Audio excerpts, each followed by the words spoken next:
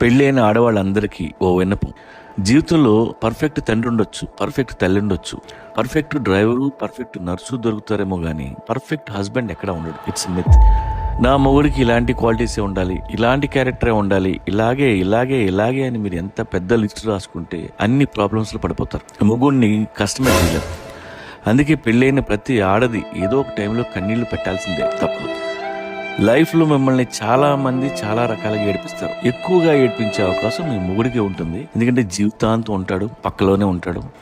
మనకు చెప్పకుండా కొన్ని చేస్తాడు, తెలియకుండా కొన్ని చేస్తాడు, సీక్రెట్గా ఇంకొన్ని చేస్తాడు. అందుకే మీకు కాలుద్ది, తప్పులేదు.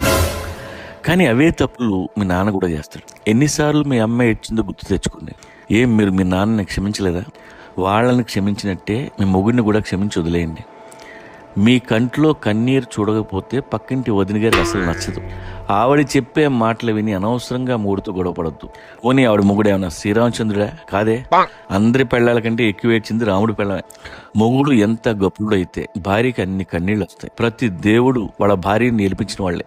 పెళ్ళాం కంట తడిపెట్టించిన ఒక్క దేవుడి పేరు చెప్పండి. మొగుడు వల్ల కొంత ఏడుస్తారు, వేరే ఆడదాని వల్ల ఇంకొంత ఏడుస్తారు.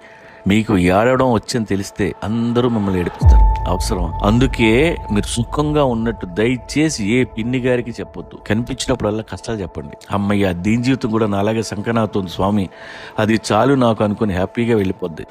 ఇక తప్పులు చేసే మొగుడిని మీ అన్నయ్యో, తమ్ముడు, నాన్నో అనుకుని వదిలేయండి. జీవితంలో ఆ మాత్రం ఏడుపులు మీకు మొగుడు లేకపోయినా ఉంటాయి.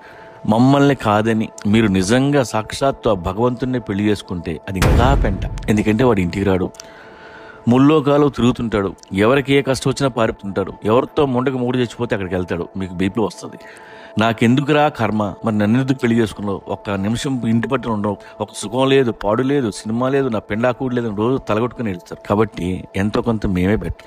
మాతోనో ఏదో గుట్టుగా అలా ఈ కాపురాలు కానిచ్చేయండి. ఏమండి, మేము మగాడం. మా అమ్మలు అనుకునేంత మంచోళ్ళం కాదు, పెళ్ళాలి అనుకునేంత దుర్మార్గులం కాదు. ఏదో మధ్యలో ఏడుస్తుంటాం. దయచేసి అర్థం చేసుకోండి. ఇక్కడ పర్ఫెక్ట్ హస్బెండ్ కానీ పర్ఫెక్ట్ వైఫ్ కానీ ఎవ్వరూ ఉండరు. పెళ్ళి అంటేనే అడ్జస్ట్మెంట్ ఆఫ్ ఇండియా, అంతే.